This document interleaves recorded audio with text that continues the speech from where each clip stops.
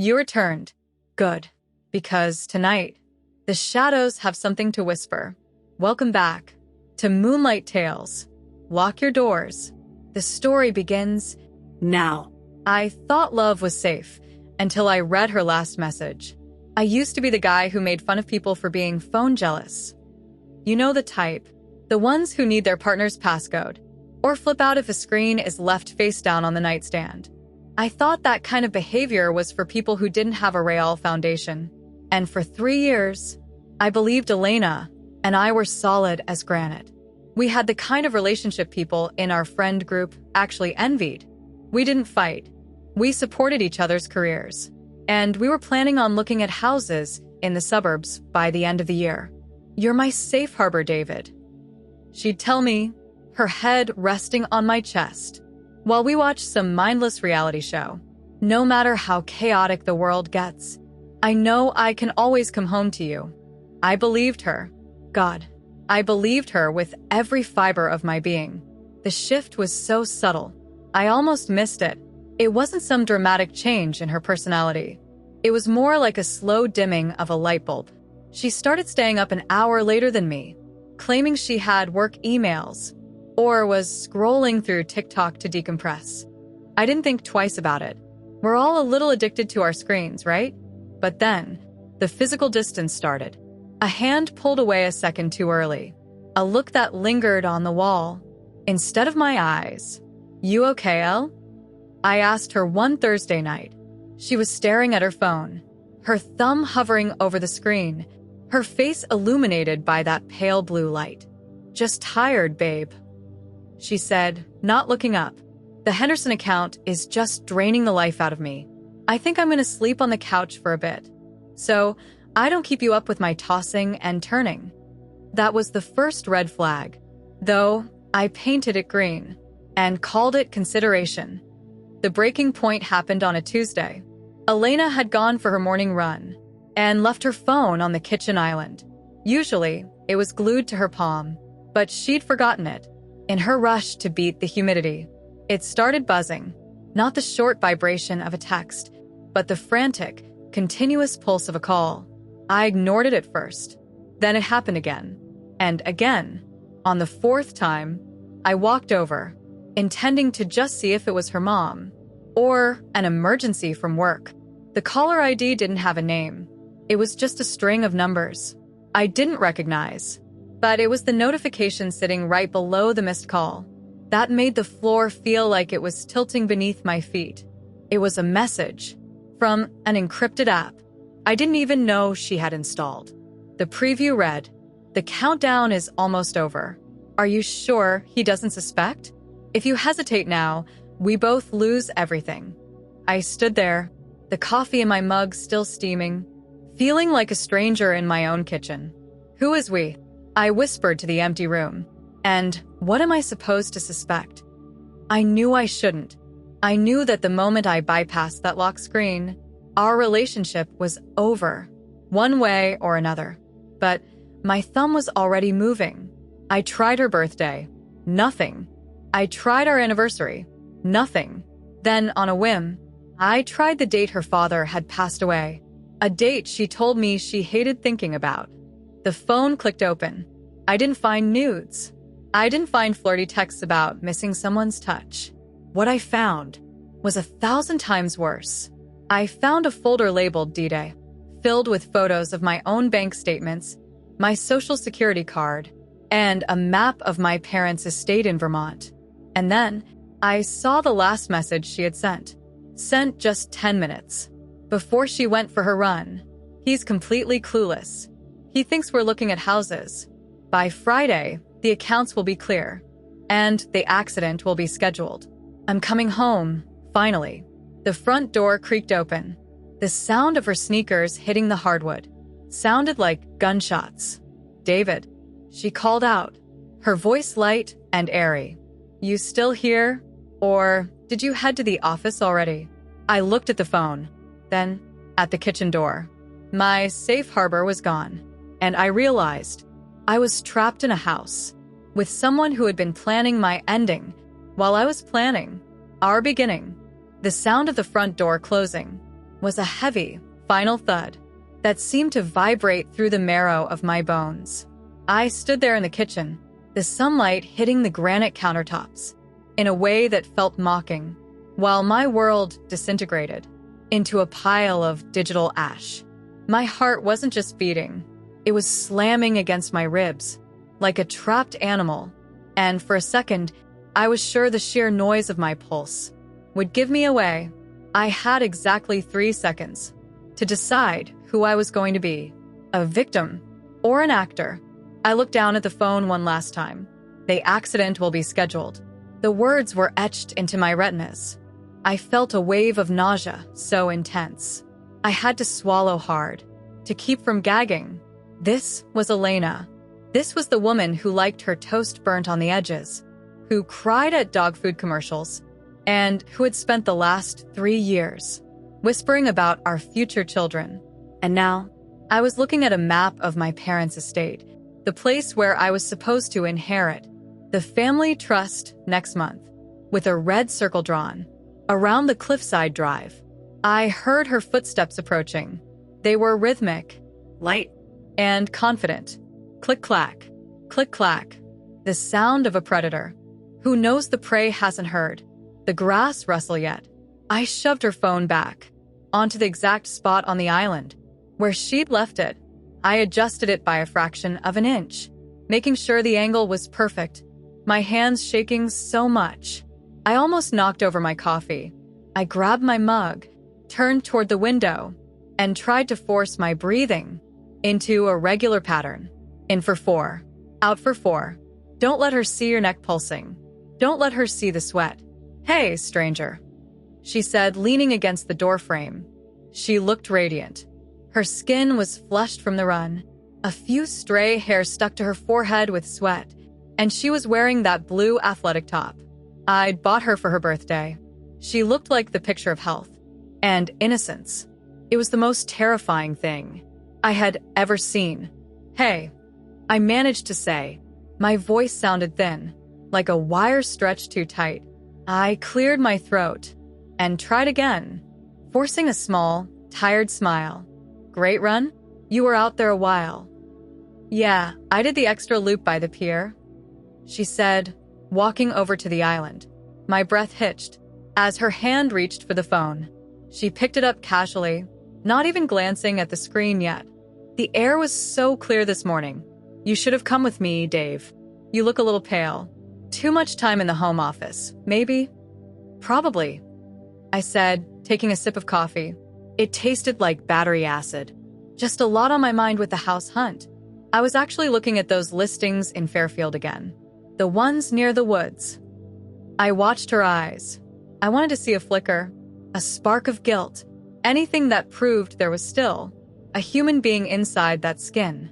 But she just smiled, that same warm, supportive smile she always gave me. Fairfield is beautiful, she said softly.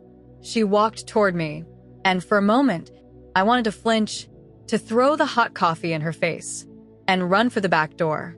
But she just wrapped her arms around my waist and pressed her face against my back. We're going to be so happy there, David. A fresh start, away from the city noise. I felt her heart beating against my spine. It was steady, calm. She wasn't afraid. Why would she be? She thought she had already won. As she held me, my mind raced through the logistics of my own murder. By Friday, the accounts will be clear. That was only 3 days away. Friday was the day we were supposed to drive up to Vermont to see my parents. The accident on the cliffside drive. It was so simple. A cut brake line, a distracted driver, a tragic end to a golden couple. Except only one of us was intended to survive. I should get showered, she whispered, giving my waist a final squeeze. Are we still on for dinner? With the Millers tonight? Wouldn't miss it, I said, my voice sounding like it belonged to someone else. As soon as she disappeared into the bathroom, and I heard the water start to run, I collapsed against the counter. My legs gave out, and I slid down to the floor, burying my face in my hands. The grief hit me then, a tidal wave that threatened to drown me. I wasn't just fighting for my life. I was mourning the death of the last 3 years. Every memory was being rewritten in real time. The time she stayed up with me when I had the flu, she was probably checking my pulse to see if I was still a viable target. The time she surprised me with tickets to the Maldives, a way to keep me compliant and unsuspecting. I realized I couldn't call the police. Not yet. What would I tell them? That I saw a text on a phone I wasn't supposed to be looking at? Elena was smart. She was meticulous. If I went to the cops now, she'd have the phone wiped and the accident canceled before I even finished the statement. And then she'd disappear, only to come back when I least expected it. No. If I was going to survive, I had to play her game. I had to be the one to schedule the ending. I stood up and walked to my home office, locking the door behind me. I pulled out my laptop and started a private browser. I didn't search for how to stop a murder. I searched for Elena Vance. I'd done this when we first started dating. Of course, she had a clean trail, a marketing degree from a state school, a few years at a firm in Chicago, a modest social media presence. But this time, I dug deeper. I looked into the names of her former associates, the people she'd worked with. Before we met, I found a LinkedIn profile for a man named Marcus Thorne. He was the one who had been calling her this morning. I recognized the last 4 digits of the number from the missed call. He was listed as a private wealth consultant. But when I cross-referenced his name with public records in Chicago, a different story emerged. Marcus Thorne had been a person of interest in a fraud case 5 years ago, a case involving a wealthy widower who had lost his entire estate in a series of bad investments before dying in a house fire. The beneficiary? A woman named Sarah Jenkins. I searched for images of Sarah Jenkins. There were none. It was as if she had been scrubbed from the internet. But I found a scanned newspaper clipping of the fire. In the background of the photo, standing among the crowd of onlookers, was a woman. She was younger. Her hair was a different color. But those eyes, that cold, glass-like stare, it was Elena. My phone vibrated on the desk. It was a text from Elena. She was in the next room, probably still in her towel. Hey babe, can you check if my black dress is in the dryer? I want to look nice for tonight. Love you. I stared at the love you and felt a coldness settle over me that I knew would never leave. She wasn't just a gold digger. She was a professional, a black widow who had refined her craft until it was an art form, and I was just her latest masterpiece. I heard her knock on the office door. David, everything okay in there? You're being awfully quiet. I looked at the screen, at the face of the woman who had burned a man alive for his bank account, and then I looked at the door handle as it began to turn. Just finishing an email, L. I called out, my voice as smooth as glass. The dress is in the dryer. I'll be out in a second. I closed the laptop and stood up. I had 72 hours to live, or 72 hours to make sure she never drew another breath. I walked to the door and opened it, looking into the eyes of the monster. I had called my soulmate. You look beautiful, I said, and for the first time in our relationship, I wasn't lying. She looked like death, and death was stunning. The drive to Vermont was supposed to be a 4-hour trip through the changing colors of the mountains, a scenic route that usually felt like a sanctuary from the noise of the city. But as I sat in the driver's seat of our SUV, my hands gripping the leather steering wheel, so tight my knuckles were white, the beautiful scenery felt like the walls of a cage. Elena was sitting in the passenger seat next to me, humming along to a folk playlist she'd made specifically for the trip. To anyone looking through the windows of the cars passing us, we were just another happy couple on a weekend getaway. But every time, she adjusted the vent or checked her reflection in the visor mirror, I felt a surge of electricity go through me, the kind you feel right before a lightning strike. "You're being awfully quiet today, David," she said, her voice cutting through the soft acoustic guitar on the speakers. She reached over and placed her hand on my thigh, a gesture that used to make me feel grounded and loved. Now, it felt like a snake, coiling around my leg. "Is the work stress still bothering you? I thought this weekend was supposed to be about us." "Just tired," I lied, my voice sounding flat, even to my own ears. "I didn't sleep well last night, thinking about the house, the move, everything that needs to happen. By next month, it's a lot to process." "It's going to be perfect," she whispered, her fingers tracing a slow circle on my jeans. "I promise, once we get to the house and see your parents, everything is going to fall into place. We're so close to the life we've always wanted. We're so close to the life you've always wanted," I thought, my jaw tightening. I kept my eyes fixed on the road, watching the mile markers blur past. I had spent the last 48 hours in a state of hypervigilance that was starting to wear me down. I had checked the brake lines 3 times. Before we left, I had hidden a second cell phone, a cheap burner I'd bought with cash, under the spare tire in the trunk. I had even gone through the house and photographed every document she might have tried to take. I was playing the part of the unsuspecting husband, but inside, I was a jagged mess of adrenaline and grief. We hit the mountain pass. About 2 hours in, this was the stretch of road I knew she had chosen. It was a narrow, winding ribbon of asphalt that hugged the side of a massive granite cliff with nothing but a flimsy guardrail between the road and a 300-foot drop into the valley below. This was the accident spot. On a sharp turn, a car going too fast, a sudden mechanical failure, and it would all be over in a matter of seconds. "Slow down a bit, babe," she said, her voice calm, almost clinical. "These turns are getting pretty sharp. I don't want us to lose traction." "I've got it, Elle," I said. I felt a strange, cold calm settle over me. This was the moment. She was waiting for the failure. She was waiting for Marcus Thorne to do whatever he had been paid to do. Maybe he had tampered with the car while I was at the office, or maybe he was waiting at the next overlook to force us off the road. "Wait, David, what's that noise?" she asked, leaning forward. I heard it too, a rhythmic, metallic thumping, coming from the back of the car. It sounded like something was caught in the wheel well.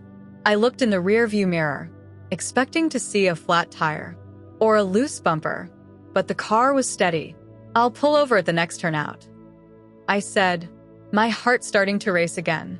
"No, don't stop here," she said quickly, her hand tightening on my leg. "The shoulder is too narrow. Just keep going until the Vista Point. It's only a mile away." I looked at her, and for the first time, I saw it. The mask slipped, just a fraction. Her eyes weren't looking at the road. They were darting toward her purse, which was sitting in her lap. Her thumb was twitching, a nervous habit I'd never noticed before. She was waiting for something specific. "I'm stopping, Elena. It sounds like the wheel is going to fall off." I steered the car toward a small, gravel-covered patch of dirt on the edge of the cliff. The tires crunched over the stones, and the car swayed. As the incline shifted, I put the SUV in park and pulled the emergency brake, the mechanical ratcheting sound echoing in the silence of the cabin. "Stay in the car," I said, my voice cold. "David, don't be dramatic. I'll help you look," she said, opening her door. Before I could protest, we both stepped out into the mountain air. It was freezing, the wind whipping around us. With a low, mournful howl, The view was breathtaking. Miles of green and orange trees, stretching out under a gray, heavy sky, but it felt like a graveyard. I walked to the back of the car, pretending to look at the tire, but my eyes were on the road behind us. A black sedan was idling, about a quarter-mile back, parked on the shoulder. "See anything?" she asked, walking toward me. She had her hands in her jacket pockets, her shoulders hunched against the wind. "Nothing yet," I said. I reached into my own pocket and felt the heavy weight of the burner phone. I had already dialed the local sheriff's department and left the line open. They were listening. Every word we said out here was being recorded on a server 40 miles away. "Hey, Elle, why did you tell Marcus that I was completely clueless?" The world went silent. Even the wind seemed to die down. Elena stopped walking, about 5 feet away from me. She didn't gasp. She didn't scream. She just stood there, her face slowly transforming from the woman I loved into something ancient and predatory. The warmth drained out of her features, leaving behind a cold, sharp-edged mask. "You went through my phone," she said. It wasn't a question. Her voice was flat, devoid of any emotion. "I saw the map, Elena. I saw the D-Day folder. I saw what you did in Chicago," I said, my voice trembling with a mix of rage and heartbreak. "I loved you. I would have given you anything. You didn't have to kill me for the money. You could have just asked." She laughed then, a short, sharp sound that was carried away by the wind. "Asked? David, people like you don't just give the kind of money I need. You hoard it. You hide behind your family trusts and your Vermont estates, while the rest of us scrape for every cent. I wasn't going to spend 40 years waiting for you to decide I was worthy of a lifestyle I already earned. You earned it by burning a man alive. I earned it by being smarter than everyone else." She snapped, taking a step toward me. She pulled her hand out of her pocket, and I saw the gleam of a small, professional-grade taser. "I didn't want it to happen this way. I wanted you to go out quick. A nice, clean plunge. But you just had to be the hero, didn't you?" She lunged at me, the taser crackling with a blue light. I dodged to the left, my foot slipping on the loose gravel near the edge of the cliff. I grabbed her arm, twisting it back, and we tumbled to the ground. She was stronger than she looked, fueled by a desperate, jagged energy. We rolled toward the guardrail, the metal groaning, as my shoulder slammed into the post. "Marcus," she screamed, looking toward the black sedan. The car accelerated, the roar of the engine echoing through the pass. I realized then that the accident wasn't just a mechanical failure. Marcus was the cleanup crew. He was going to ram us. I scrambled to my feet, grabbing Elena by the jacket. "It's over, Elena. The police are on the line. They've heard everything." She looked at the phone in my hand, and for the first time, I saw real, unadulterated terror in her eyes, not because she was afraid of dying, but because she realized she had finally lost the game. "You think they can get here in time?" she hissed, her face inches from mine. "This road is a dead zone. By the time they find you, I'll be halfway to the border." She kicked my shin and broke free, running toward the sedan, as it screeched to a halt 10 yards away. But as the door opened and Marcus Thorne stepped out, his hand reaching for a holster, the sound of a distant, wavering siren broke through the mountain air. The sirens weren't just a sound. They were a vibration that seemed to tear through the very fabric of the nightmare we had built. Elena stood frozen between me and the black sedan, her hand still hovering over the door handle like a ghost, caught in a doorway. Marcus Thorne, a man who had lived his entire life in the shadows, of other people's tragedies, didn't hesitate. He didn't look back at her. He didn't try to play the hero. The moment he saw the flicker of blue light on the distant trilene, he slammed his door shut and floored it. The sedan's tire screamed, kicking up a spray of gravel that hit Elena's legs. But she didn't even flinch.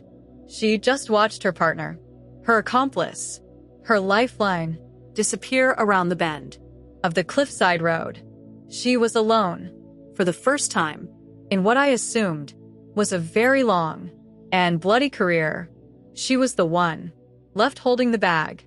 I stood by the guardrail, my chest heaving, my shoulder throbbing, where I'd slammed into the metal. I watched her. I wanted to feel a sense of triumph. I wanted to feel that righteous surge of, I caught you.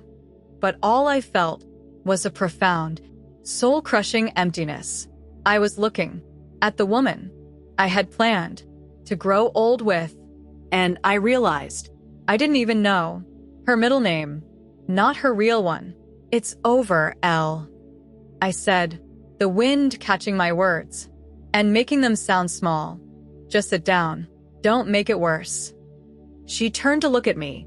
The terror I'd seen a moment ago was gone, replaced by a cold, vacuum-like vacuum of expression. She didn't look like a criminal caught in the act. She looked like a CEO who had just lost a minor contract. She reached into her pocket, and for a second, my heart skipped. I thought she was going for a weapon, but she just pulled out a hair tie and calmly pulled her hair back into a ponytail. You really think this is it, David? She asked, her voice steady and chillingly conversational. You think a recorded phone call and a few bank statements are going to hold up against the legal team I have on retainer? You're a trust fund kid with a broken heart. I'm a woman who was harassed and chased to the edge of a cliff by her unstable husband. Look at you. You're shaking. You look like you're having a breakdown. I have the Chicago files, Elena. I know about Sarah Jenkins. For the first time, she flinched. The name acted like a physical blow. The sirens were louder now. The first state trooper car, rounding the curve and skidding to a halt, blocking the road. Sarah Jenkins is dead, she whispered, her eyes narrowing. And soon, David, you're going to wish you were too. The officers moved in, with their weapons drawn, shouting commands that felt like they were coming from a different planet. I went down on my knees, not because they told me to, but because my body simply couldn't hold the weight of the situation anymore. I watched them zip tie her wrists. I watched them lead her away. She didn't look back. She didn't cry. She just stared straight ahead, already calculating her next move. The months that followed were a blur of depositions, grand jury testimonies, and the slow, agonizing process of untangling my life from hers. My parents were devastated, not just for me, but for the breach of safety in their own lives. We found out that she had already transferred nearly $200,000 out of our joint accounts into an offshore holding company. Marcus Thorne was caught 3 days later at a motel near the Canadian border. He talked a lot. Turns out, professionals like that don't have much loyalty. When the feds start mentioning the words, life without parole, the trial was a circus. Elena's defense tried to paint me as a controlling, paranoid husband who had manufactured the evidence to keep her from leaving me. But then, the prosecution brought out the accident map. They brought out the forensics from the SUV's brake lines. Marcus had indeed tampered with them. During the dinner we'd had with the Millers, I had been driving a death trap for 2 days without knowing it. She was sentenced to 25 years. It wasn't enough, but it was something. I moved out of the city. I couldn't stand the sight of the kitchen island or the sound of the front door opening.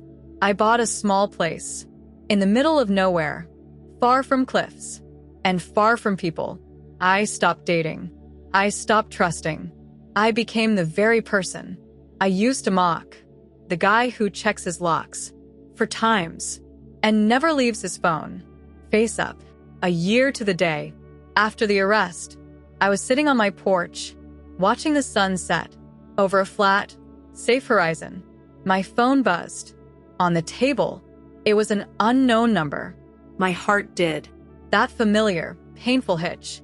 I opened the message. It was a photo. No text, just a picture. It was a shot of the view from my own porch, taken from the woods behind my house. It was dated that afternoon. And then a second message appeared. The countdown didn't stop, David. It just paused. Safe harbors always have a way of sinking. I looked out into the trees, the shadows growing long and jagged. In the dying light, I realized then that while the law had caught Elena, the accident she had planned wasn't just about a car crash. It was about the slow, permanent destruction of my peace of mind. She hadn't killed me on that cliff, but she had made sure I would never truly be alive again. I picked up the phone, my hand steady now, with a different kind of resolve. I didn't call the police. I didn't scream. I just went inside, locked the door, and sat in the dark, waiting for the shadows to move. Because I finally understood the last message. Love isn't what makes you safe. It's the thing that makes you vulnerable enough to be destroyed. And I was never going to be vulnerable again. Outro. I don't think I'll ever forget the chill of that mountain air or the way her voice sounded when the mask finally came off. It makes you wonder, doesn't it? How well do you really know the person sleeping right next to you? Have you ever found something on a phone or in a drawer that changed everything you thought you knew? Let me know your thoughts in the comments. This one was hard to tell, but I think it's a reminder we all need sometimes. Trust is a gift, but it shouldn't be a blindfold. If this story hit you as hard as it hit me, please hit that like button and subscribe for more. It helps me keep sharing these accounts with you. Stay safe out there. Keep your eyes open, and I'll see you in the next story.